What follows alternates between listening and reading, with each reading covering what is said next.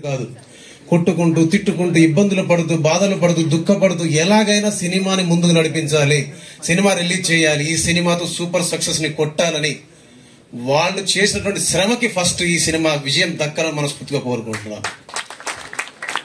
ఈ రోజు రావడానికి ప్రధాన కారణం సోహెల్ అన్న నాకు హీరో కాకముందు నుంచి, బిగ్ బాస్ లోకి రాకముందు నుంచి తెలుసు. ఎక్కడి నుంచి వచ్చాడు, ఎలా వచ్చాడు, ఎలాంటి సిచ్యువేషన్లని ఎదుర్కొని వచ్చాడని నాకు తెలుసు కాబట్టి చెప్తున్నా. సోహెల్ అన్నకి ఈ సినిమా హిట్ అవ్వాలి కాదు, ఈ సినిమా హిట్ అయిన తర్వాత ఈ సినిమా తర్వాత 10 సినిమాల ఆఫర్స్ రావాలి. ఆయన హీరోగా మున్ముందు నిలదొక్కుకోవాలి, నిలబడాలి. మనందరికీ ఇకపైన హీరోగా ఆయన సినిమాలు చేస్తూనే ఉండాలి, ఎంటర్టైన్ చేస్తూనే ఉండాలి, వినోదం పంచుతూనే ఉండాలి. అది ఆ వినోదాన్ని మనందరం ఆనందిస్తూనే ఉండాలి అని మనస్ఫూర్తిగా కోరుకుంటున్నాను. ఎందుకంటే అందరం అక్కడి నుంచి వచ్చిన వాళ్ళమే కాబట్టి. ఇకపోతే పడ్డవాడు ఇప్పుడు చెడ్డవాడు కాదని ఈ మధ్య మనందరికి నిరూపించిన శివాజీ సార్ మన కళ్ళ ముందు ఒక ఆదర్శం, మనందరికి ఒక ఆదర్శంగా నిలబడ్డటువంటి శివాజీ సార్ మీతో కలిసి కూడా రేపు నా పాటల్ని పంచుకోబోతున్నాను అండ్ నా సంగీతాన్ని పంచుకోబోతున్నాను. దేవుడి దయ వల్ల ఈ రోజు ఇక్కడ మీకు శుభాకాంక్షలు చెప్పే అవకాశం దక్కింది. సోహెల్ అన్నకు థ్యాంక్ యూ అన్న. మీరు నన్ను సార్ మీకు మనస్ఫూర్తిగా శుభాకాంక్షలు. #90 అయితే ఇప్పుడు నెక్స్ట్ లెవెల్ ట్రెండ్ నడుస్తుంది. అండ్ బిగ్ బాస్ లో మీరు ఒకటైతే మీకు చెప్తానండి, ఎవరు ఎక్కువ అనుకోకండి. బిగ్ బాస్ లో నేను చాలా తక్కువ చూడడం, చాలా అంటే చాలా తక్కువ చూడడం. నాకెవరో ఒక రీల్ షేర్ చేశారు వాట్సాప్ లో. చేస్తే సార్ వాళ్ళ బాబు వచ్చేసి సార్ని డాక్టర్ లాగా ఏదో చెకప్ చేస్తూ చివరిలో ఒక మాట అంటారు అనమాట, నాన్న అనగానే ఆయన సందేహంగా చూడడం, నాన్న అనగానే ఆయన వేసుకుని వచ్చిన మాస్క్ ని తీయంగానే వాళ్ళిద్దరి కలయిక, వాళ్ళిద్దరి అంటే హత్తుకున్న ఆ కౌగిలి కావచ్చు, వాళ్ళు సార్ అక్కడ ఏడవడం కావచ్చు, అదంతా చూసినప్పుడు అనిపించింది నిజంగా మనస్ఫూర్తిగా చెప్తున్నాను. నేను ఆ రోజు ఏడ్చేశాను సార్, అంటే ఏడిపించేశారు నన్ను ఆ రోజు. సో అప్పుడు అనిపించింది పడ్డవాడు ఎప్పుడు చెడ్డవాడు కాదని. ఇవాళ మీరే మా అందరికి ఆదర్శం అని నేను నమ్ముతున్నా. ఇది నిజమని మీరందరూ భావిస్తున్నారని నమ్ముతున్నా. సీను సార్ రండి. 65 కిలోలు ఉంటే సీను సార్ 57 కేజీలకు వచ్చేసాడు 3 ఏళ్లలో. నిజంగా చెప్తున్నా, ఈ సినిమా జరుగుతున్నప్పుడు సీను సార్ కి ఒక పెద్ద యాక్సిడెంట్ అయ్యిందండి. చాలా పెద్ద యాక్సిడెంట్ అయింది. ఆయన లెగ్ ఫ్రాక్చర్ అయింది, హ్యాండ్ ఫ్రాక్చర్ అయింది.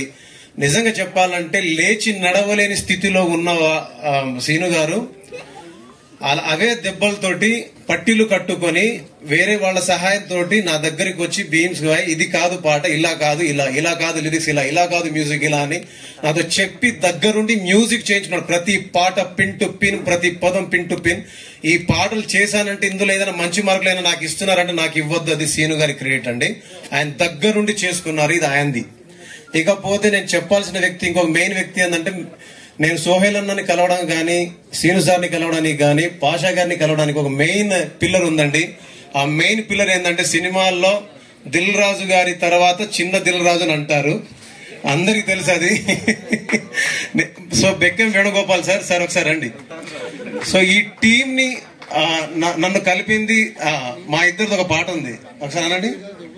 ఉండలేకపోతుందయ్యో మనసు, నా మనసు వెళ్ళలేకపోతుందయ్యో, ఆ సంగతి నాకు తెలుసు.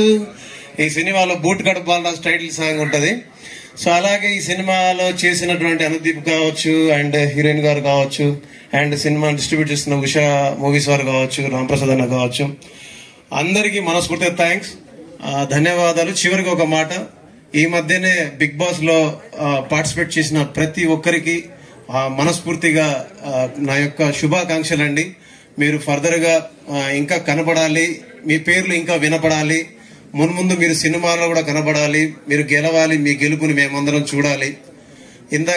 ఒకరోజు నాకు ఒక మీడియా మిత్రుడు ఒక క్వశ్చన్ అడిగారు, భీమ్స్ గారు మీరు వచ్చి చాలా సంవత్సరాలు అయిపోయింది, సో మీ వెనక ఉన్న వాళ్ళందరూ ముందుకు వెళ్ళిపోయారు, ముందు ఉన్న వాళ్ళకి చాలా మంది వెనక్కి వెళ్ళిపోయారు, మీరు మీ పరిస్థితి చూస్తేనేమో ఎక్కడో మధ్యలో తచ్చాడుతున్నారు ఏంటిదంటే, ఒకటి అన్నా నేను, మన జీవితంలో మనకు తెలిసిన పని చేయడానికి మనకు అవకాశాలు వచ్చినప్పుడు సద్వినియోగం చేసుకుంటే అది విజయవంతమైతే అవి మన ఖాతాలోకి వస్తాయి.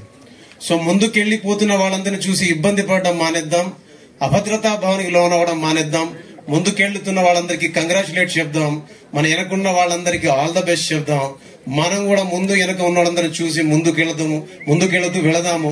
ఎక్కడ అధైర్యపడకుండా, ఎక్కడ కూడా నిరాశ పడకుండా జీవితాన్ని విజయవంతంగా నడపడానికి మనస్ఫూర్తిగా కృషి చేద్దాము. కాబట్టి మనసు ఒకటే, ఇది ఎందుకు చెప్తున్నానంటే, ఈ మాట ఎందుకు చెప్తున్నానంటే, కనిపించేదంతా, మనకు కనపడేదంతా, మనకు వినిపించేదంతా సులభంగా సౌలభ్యంగా ఏది ఉండదు. ఏది చెయ్యాలన్నా అది కష్టమే ఉంటది, అక్కడ నష్టము ఉంటది.